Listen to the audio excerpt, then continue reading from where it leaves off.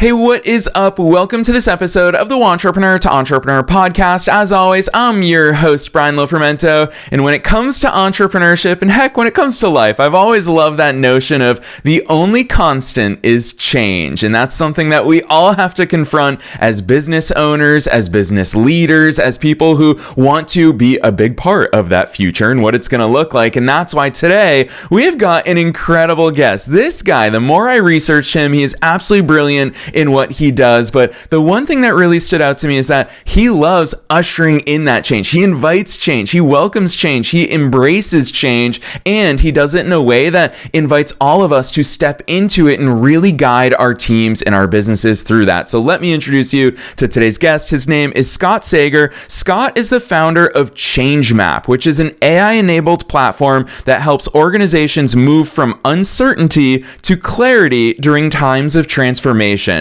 After more than 15 years leading large-scale change, digital transformation, and merger and acquisition initiatives, Scott saw a pattern. Even the best leaders struggle to see where their teams really stood and what was holding adoption back. That insight inspired him to build ChangeMap, a platform that helps change leaders measure readiness, build stronger cases for change, and generate tailored change plans so they can lead with confidence, not guesswork. Before founding ChangeMap, Scott led advisor experience in program delivery at a management consulting firm where he coached consultants and ensured exceptional client outcomes across complex transformation programs. Today, his mission is to make change management more data-informed, more human, and more effective for everyone leading change. And I don't think there's been a time in history where things are changing quicker than they are today. So we all have to confront this, and that's why we're in for a real treat today. So let's dive straight into my interview with Scott Sager.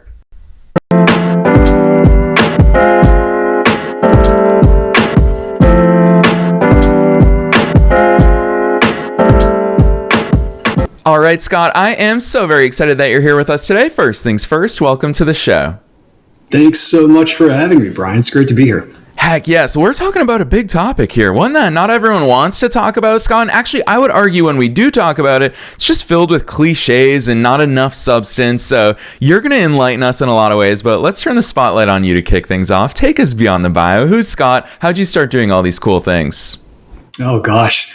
I started out, I wanted to be a college professor and teach political science. And then I got into grad school and I saw all these other cool things that people were doing. And I started consulting on the side to really kind of pick up some extra money, hone my skills, test some ideas. And it was kind of off to the races. If you ask the people who know me best and my wife, it's that innate curiosity about how people adopt different things or do different things, or why organizations behave the way they do. And so my school work and my professional work was always encountering that question and trying to find different and hopefully better ways to help it evolve. And then finally getting to a point where I kept seeing kind of the same problems resurface in all of the different experiences I was having with either clients or maybe with teams. And I thought, gosh, there has to be a way we can start to more systematically address this. What are some ideas? And then talking with people about some of those ideas. And well, here we are.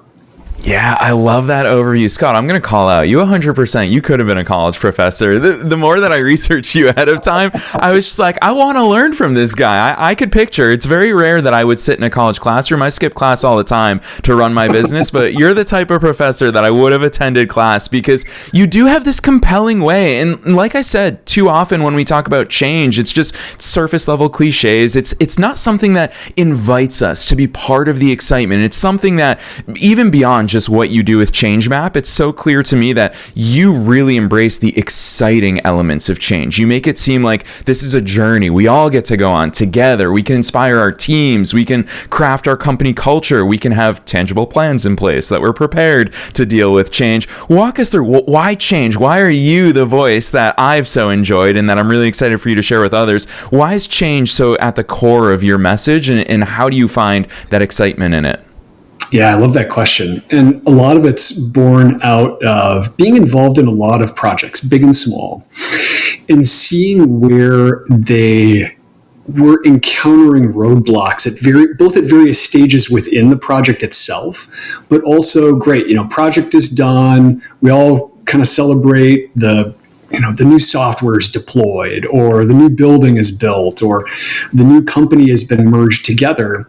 And that's kind of where the real hard work begins. And you get so excited about this thing that you were building, and you get it over the finish line, and then you're realizing that the value that it was supposed to create, the benefit it was supposed to have for teams or for people or for your organization or your customers, it wasn't doing that thing. And so you put in all of this work, you put in all the time planning, maybe you brought in outside consultants and organizations to help you do it, and you spent millions of dollars, and you haven't gotten anything from it. How disappointing is that, to put in lots of blood, sweat, and tears, and the tears are always there in these big transformations, and you're not seeing the benefit from it. So the desire was, I felt like I was always an effective and good project manager or program leader. What I started to see was that I needed to be a better change leader for these efforts. And then realizing that I couldn't do that all myself, and I needed to be able to deputize others to help me do that. So that was kind of the journey that led to a slow but steady glide from kind of one discipline into another discipline, and then to really focus on it more heavily. Because if we're, for any organization, they choose to do a new thing or maybe tweak an existing thing. They're doing it for a reason. It probably has something to do with making your customers happy, or making yourself slightly more efficient and more profitable. But people within your organization are the centerpiece of how that thing happens. And if you're not taking care of them and helping them do that effectively with you, then you're not going to achieve that goal. And so if you really care about that outcome, if you understand why you're doing it, then you should be able to translate that and help people ride that journey with you with the same level of investment and intentionality that you would treat your external customers. They're the ones who pay you, but the people inside the walls of your organization, or maybe they're spread out because they're remote, they're the ones who actually create the value. Your new software product, it's just going to sit there if nobody's clicking the buttons and logging in and actually using it. It's great. You have the software. Salesforce doesn't make you a great salesperson. Salesforce equips your organization to help you sell better. That's like with any type of project. It helps you. It provides a bridge for you to move from point A to point B, but people still need to walk across it to get to the cool stuff on the other side. And change management is great. We've built awesome bridges. We know how to do that really well. We've gotten efficient and effective at it. What I see organizations not always doing very well is helping people walk across that new bridge and both enjoy that experience of crossing it, but really enjoying the thing that's on the other side.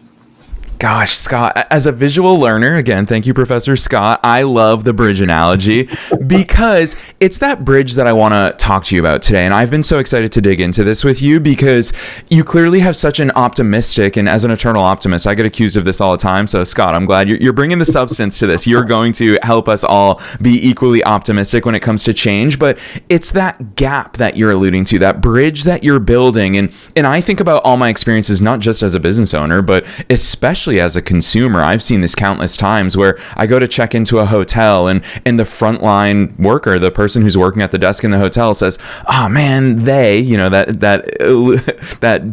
that version of they that we never quite define, they gave us this new system, and now we have to do this silly new process when we check you in. And you can actually see their frustration. And you just alluded to, I think one of the most important parts of this is that it's being done for a reason. They switched systems because it's supposed to make everybody's life better. They didn't do this because they wanted their frontline employees to have a harder time to do things. They're doing it for very key reasons. And that's why I want to talk to you about that bridge and that gap.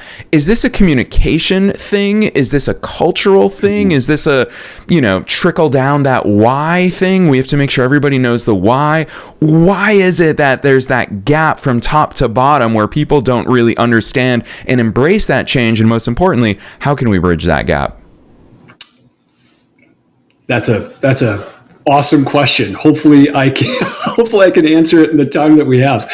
But where I'd probably start at a couple different levels. One, I think, is visibility. The second piece is insight from what you have. And then the third piece is action and what you do with it. So I think for a lot of organizations, certainly the programs that I've been on and I've led, leaders always have awesome insight into how well the project is running. They know, has the software, has this feature been built? Yes or no? How far along is it in its build? Do we expect it to be completed on time? Is it meeting its budgetary parameters? And if not, why not? And so we oftentimes count those things as success. Hey, we've built it. It operates consistent with how we would expect. And we've done it on time, more or less. We don't have a great apparatus within organizations to say, yes, but is it actually creating a better outcome when people start using it? It's almost like it's an afterthought. And different project management methods can start to surface that type of detail earlier, if you're more agile development strategy versus a waterfall development strategy, but you still need to know what to do with it. You still need that input from people along the way. And it's not just that personal level conversation. Change happens at multiple levels, but one piece is at its smallest scale, it's a human in a moment about a something. At a bigger scale, it's an organization as part of a life cycle trying to achieve a bigger, longer term outcome.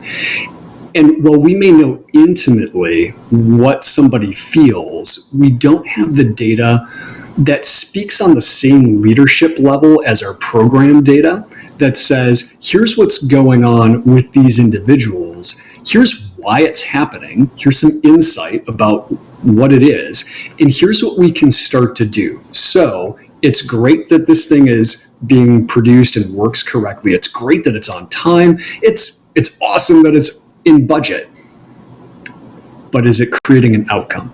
And if we don't have the ability to say whether it's achieving that outcome or not, then we're spending a lot of money to celebrate a success, and rightfully so. We've accomplished something, but we always want that to be driven around that outcome. That isn't just the project's done, yay. And the way in which people are using it is making them more effective to serve their customer, whoever that might be. It might be an internal colleague. It might be the person that is trying to check into their hotel, and that worker wants that to be a great experience, but there's this friction in the way.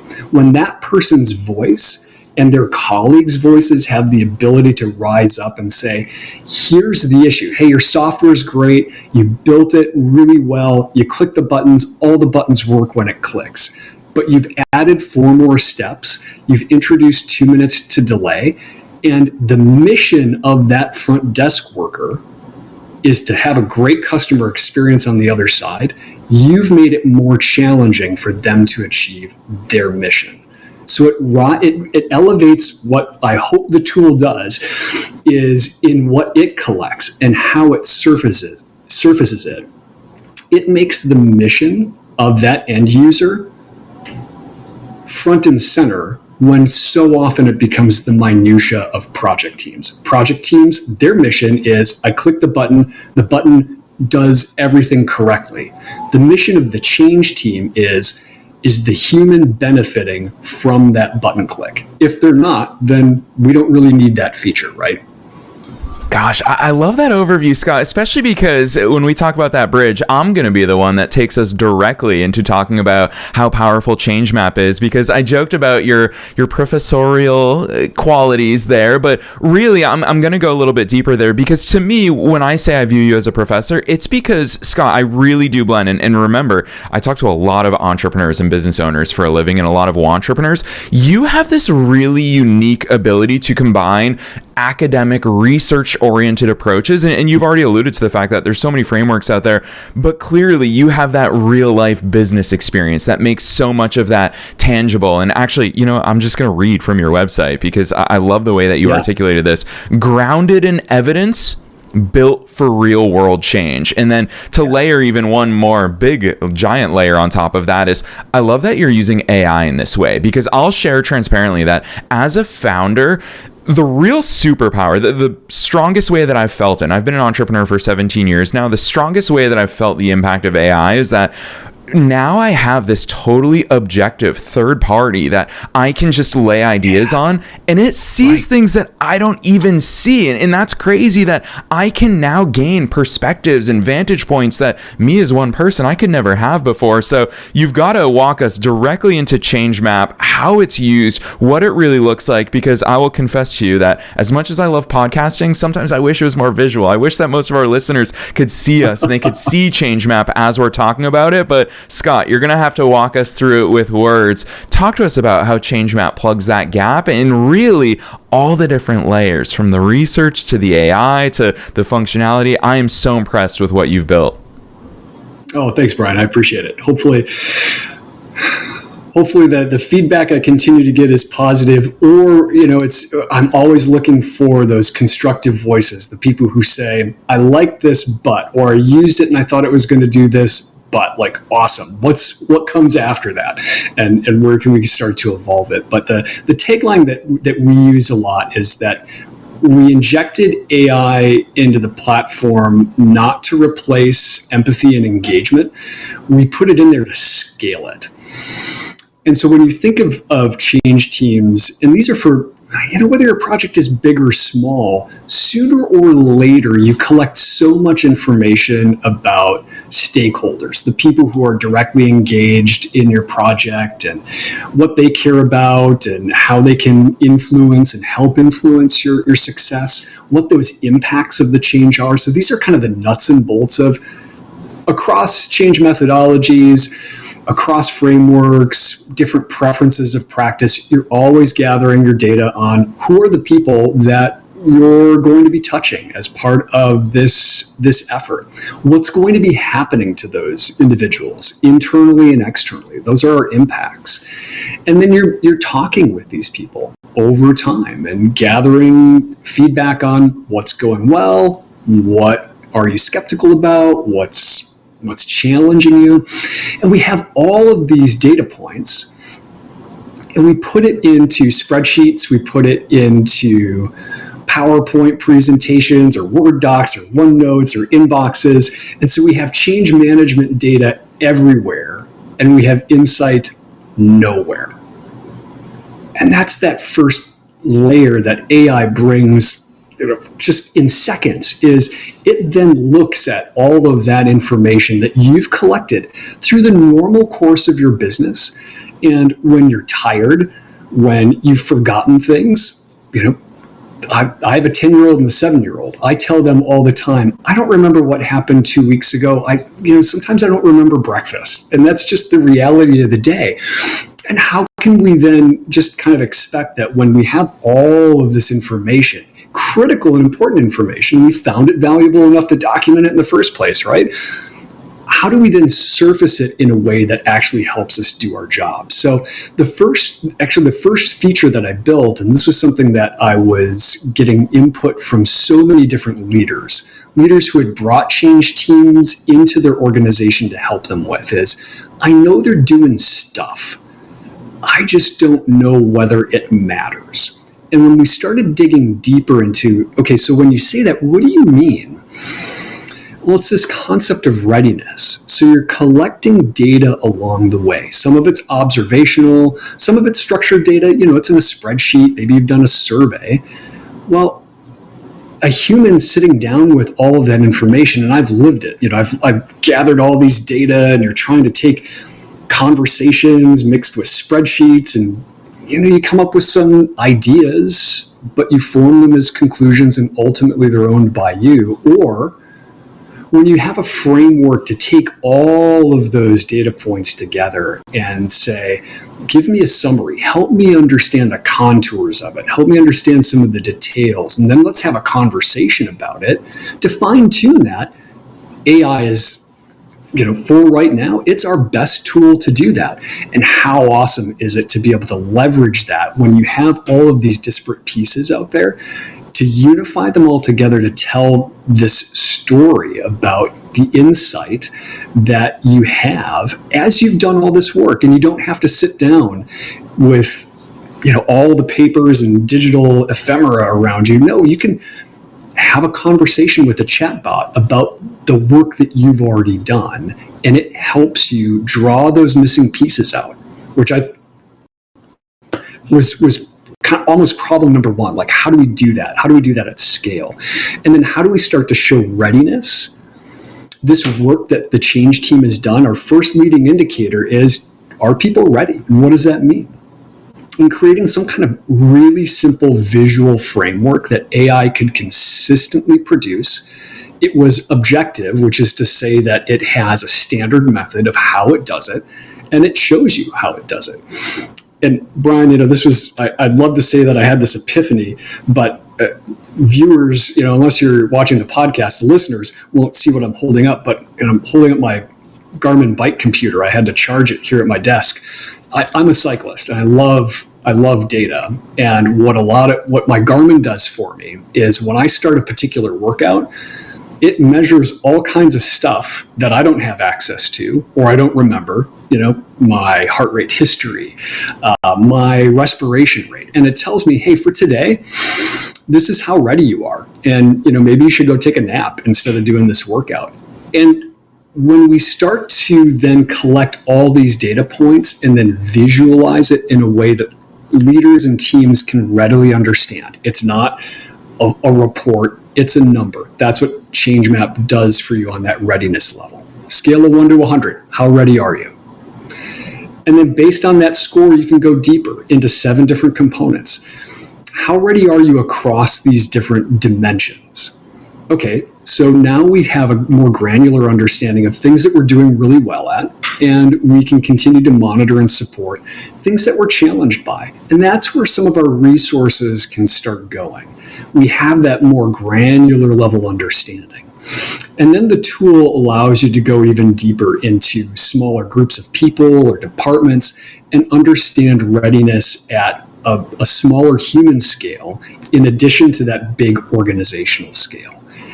And you can do this like day one. You log into the system, you're starting a new project, you open up the chatbot and you say, I'd like to do a readiness assessment. Here's what I know today.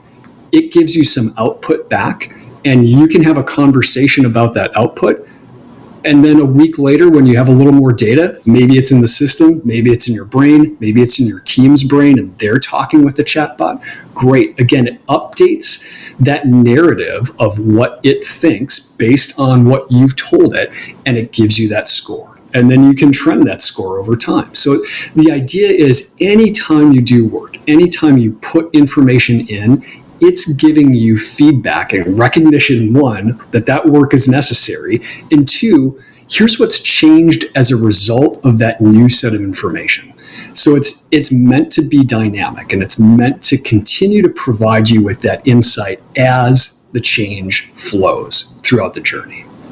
Oh, I love that, Scott, especially with that Garmin analogy that you used in that readiness score when you hop on a bike every single day. What I like about this is that I feel like all too often when we talk about most things in business and even in life, we pretend that things are binary. And of course, most things in life are gray. Most things are along a spectrum. And the way that you're talking about this, Scott, it really alludes to the fact that it's not change is not binary. Readiness for change is not binary. I mean, I teased today's episode at the very top about the only constant is change. And it really makes me reflect on our own internal processes and team culture in my own organizations. And what I think of, Scott, is I really like, we're always changing, to be honest. Behind the scenes, like whatever we're doing behind the scenes of this podcast today, I promise you, it's going to be totally different 30 days from now. We're always evolving there. But the way that we've tackled it internally up to this point is that we have small changes where, hey, this week, let's try this out in our marketing automations and funnels. And then on a quarterly basis, we all take on big projects. And those big projects are, hey, we have no idea if this software tool is going to work. Well, let's see if it makes sense inside of our software stack. And so those are the big ones that have even more uncertainties than the small changes. And the reason why I'm prepping all of this for this question is I really want to get inside your head. And I guess this is more philosophical of, how do we measure the size and scope of change? Because some changes are bigger than other changes. How does our attitude as change leaders, how does that need to consider those sizes and scopes of change? Because I always joke around that, things are only as painful as we make them be. And so if anyone hangs out with me in person, I typically have a very good attitude towards things. I'm just like, no, it's not all that painful. And we can make it painful or we can make it not. So Scott, it's just a loaded question to toss your way of how big of an elephant should we as change leaders be making certain change? How small should we make it? What's that leadership culture that we can cultivate here? That's a fantastic question, and I'm going to key off the term that you use, leadership culture.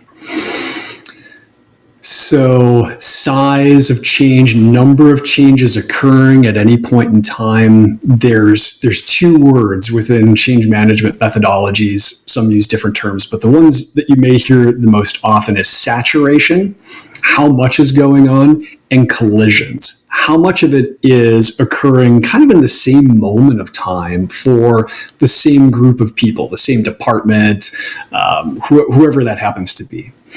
And so those are concepts that can be measured and displayed.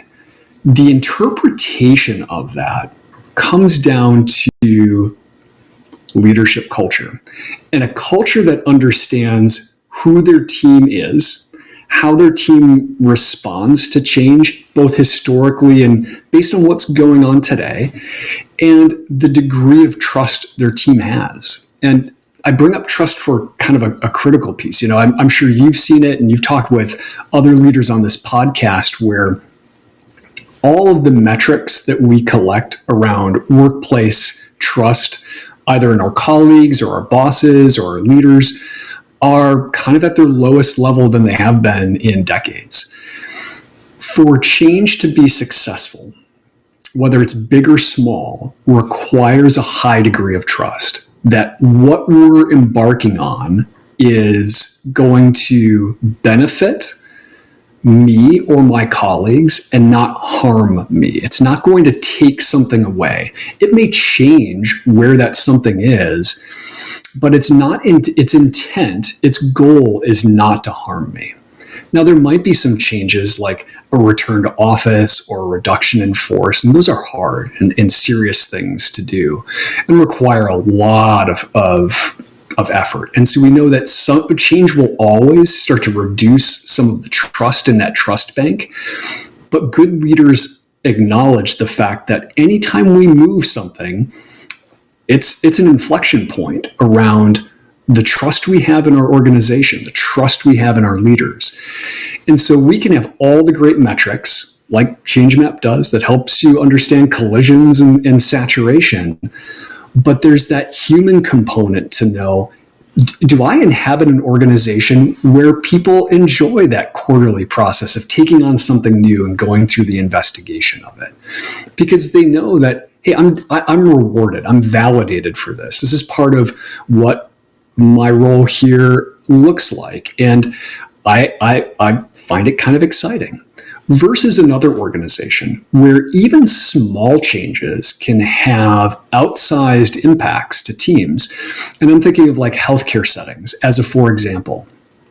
Healthcare over the past 20, 30 years, as electronic healthcare records have come into place, have introduced just a massive amount of change in how clinicians and schedulers and healthcare professionals do their work. This is an organization that operates by checklist, because when things aren't followed by a checklist, people get hurt, and sometimes very severely. So anytime you're making a change, the trust factor has to be extraordinarily high, because I know this process works. And now you're telling me that it needs to be different because why? If our goal is to ensure that this person doesn't get hurt and in fact gets better, and you want to change my checklist? So for those sorts of organizations, even a small amount of change saturation or a small number of collisions are going to be felt very keenly. It's not a type of organization that is going to be really excited about new methods of doing things, because new means different and different means risk.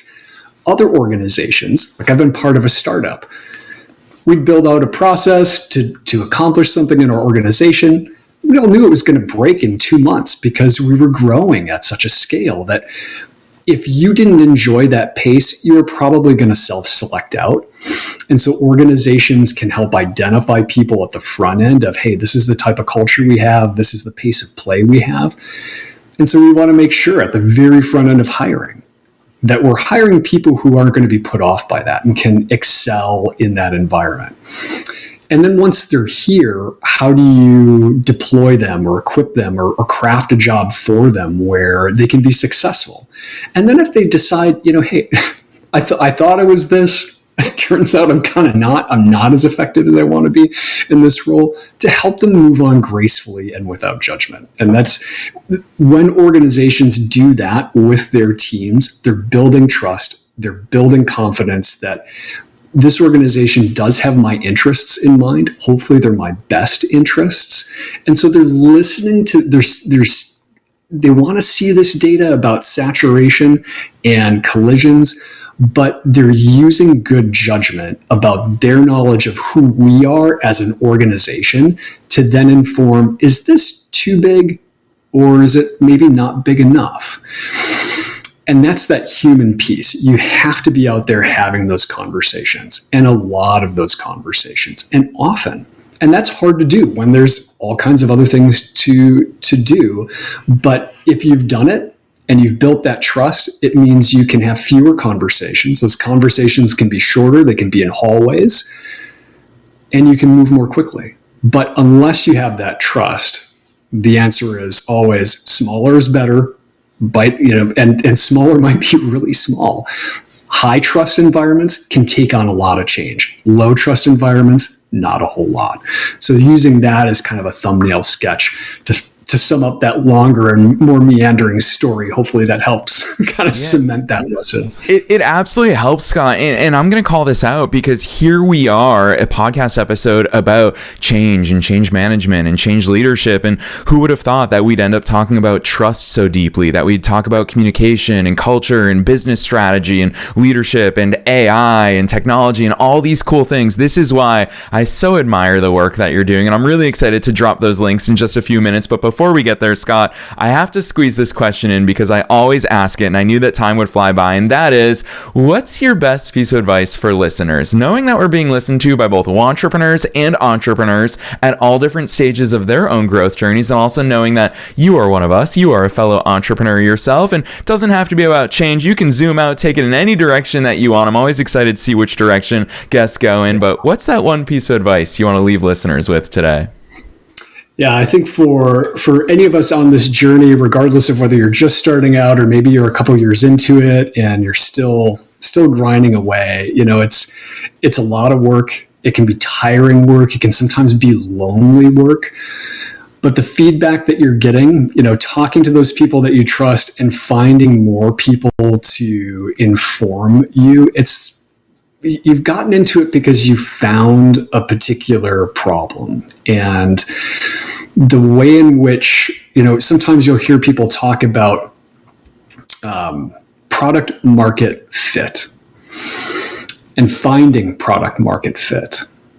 How do I really know that my product is doing what I think it's doing? And what are people telling me? Either or maybe, because it's crickets, they're telling me something by virtue of that.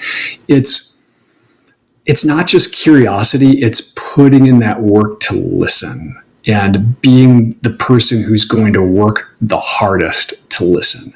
That gets you so much good information on knowing, hey, it's not this version of my response to this problem, the next version is going to get a little bit better. And so it's knowing that every time you have a chance to put your product in front of somebody, there are going to be those people who want to help you make it better. Those are the voices to listen to. The people who just don't like it, or they tell you that, maybe they're using some pretty harsh language about it, those people aren't ready for your solution. Go find the people who are willing to engage with you. And that takes time, but it's so worth it. And it's such a fun journey when you're on it. You won't be disappointed. Oh, I love that advice, Scott. I also feel like it speaks to the very real mindset struggles that we all go through along the entrepreneurial journey. And a lot of times we look within and we're just like, oh my gosh, like, who am I to do this? I'm getting so beat down about all this. But you called out, don't necessarily look within. You've got to look at, who is this person? Do I value their input? Is this the type of person that I want to serve? If not, feel free to filter that advice out. Fellow entrepreneurs, my goodness, that filter will save you a lot of self-doubt, a lot of internal questions. So Scott, super grateful for you sharing that advice with our worldwide audience today. I'm also very excited, like I said, for listeners to actually see the stuff that we've talked about. What you've built with ChangeMap is absolutely incredible from a UI, UX perspective, from a branding perspective, and then of course all the functionality and powers and benefits that are within there. I'm very excited for listeners to see much of what we've talked about today. So Scott, for listeners who want to find ChangeMap and all the great work that you're doing, drop those links on us. Where should listeners go from here? You can go to www.usechangemap.com, and that will be your landing page to either start using the system if you see fit, or just gather some additional information. And hopefully by the time this podcast is live, we'll have some forums that are live. People can start to chime in on our public-facing roadmap and what they would like to see us build, what would bring them most value in their organizations. So if you have an idea, let us know. Yeah, so cool. Scott, I love the way you're building as well. So listeners, you already know the drill. We're dropping that link down below in the show notes, no matter where it is that you're tuning into today's episode. Super easy to remember, usechangemap.com, but you can click right on through from the show notes. We're also linking to Scott's personal LinkedIn. So if you search for him and you find so many Scott Sagers out there, no worries. We are linking directly to the one and only Scott Sager that you've heard from here today. So definitely check out the links in the show notes. Otherwise, Scott, on behalf of myself and all the listeners worldwide, thanks so much for coming on the show today. Brian, thanks so much. This has been an absolute pleasure.